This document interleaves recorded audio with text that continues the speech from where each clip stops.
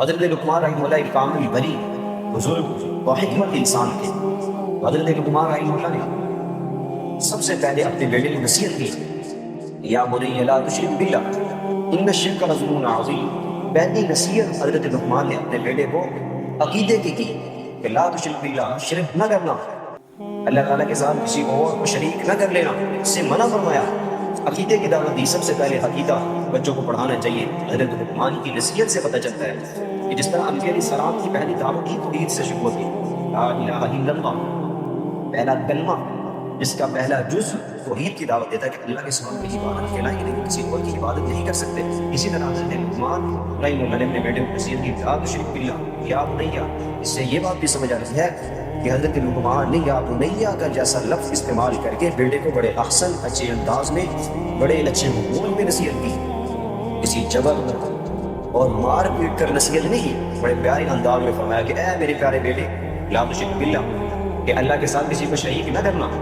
کیوں؟ ان الشرک لظلم عظیم، شرک بہت بڑا ظلم ہے۔ اللہ تعالیٰ کا قاعدہ اور قانون دیکھا جائے تو یہ قانون قطعی ہے کہ اللہ تعالیٰ ہر گناہ کو معاف کر سکتا ہے، لیکن شرک جیسا بڑا گناہ اللہ تعالیٰ کو غیر معافی اور توحید کے نہیں۔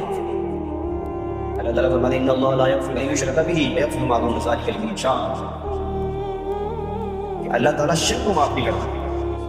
اور اللہ تعالیٰ فرماتے ہیں ان اللہ لا یغفر ان یشرک بہ ویغفر ما دون ذلک لمن یشاء۔ شرک اور کفر کے علاوہ جو چھوٹے صغیرہ گناہ ہو جاتے ہیں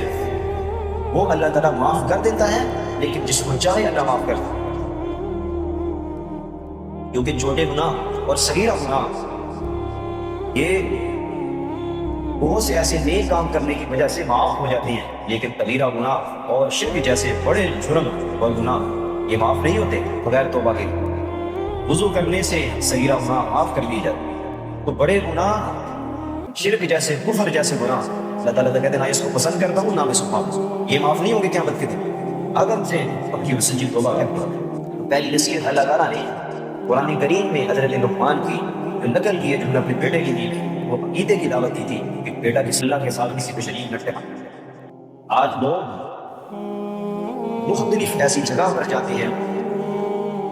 جہاں پر عوام الناس لوگوں قبروں کو سجدے کرتے ہیں، قبروں کو سجدے کرتے ہیں، جو بندہ خود اپنی قبر میں مغفرت نہیں کر سکتا، وہ بے بس ہے، وہ آپ کی مدد کیسے کرے گا؟ اللہ تعالیٰ نے قرآن کریم میں فرمایا یا ایھا الناس ضرب مثل فاستمعوا له، یا ایھا الناس ضرب مثل، اے انسانوں، اے تمام جہانوں کے لوگوں، ضرب مثل فاستمعوا له، آپ کے سامنے ایک مثال دی جا رہی ہے، فاستمعوا له، تم ان کو غور سے سنو۔ ان الذين تدعون من دون الله لن يخلقوا ذبابا ولو اجتمعوا، ان الذين تدعون من دون الله، جن لوگوں کی تم پوجا کرتے ہو، جن لوگوں کی تم کی باتیں کرتے ہو، قبروں پہ سجدے کرنا، لوگوں کے سامنے اپنے سر کو جھکانا اور ان سے منتیں مانگنا کہ یہی ہمیں دینے والا ہے،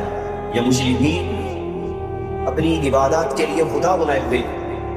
اللہ تعالیٰ فرماتے ہیں ان کے لیے مثال ہے، بڑے غور سے سنو۔ ان الذین تدعون من دون اللہ، جن کی تم عبادت کرتے ہو، من دون اللہ لن یخلقوا ذبابا ولو اجتمعوا له، یہ تمام جھوٹے خدا جن کی تم عبادت کرتے ہو یہ سارے مل جائیں، لن یخلقوا ذبابا ولو اجتمعوا له، ایک مکھی نہیں بنا سکتے، ان میں اتنی طاقت نہیں ہے وہ ایک مکھی کو وجود دے سکے، ایک چھوٹے سے کیڑے کو جان دے سکے۔ جب وہ اتنی طاقت نہیں رکھتے تو انسانوں آپ کو اللہ نے امر شعور دیا ہے، آپ کس وجہ سے جھوٹے خداؤں کی عبادت کرتے ہو؟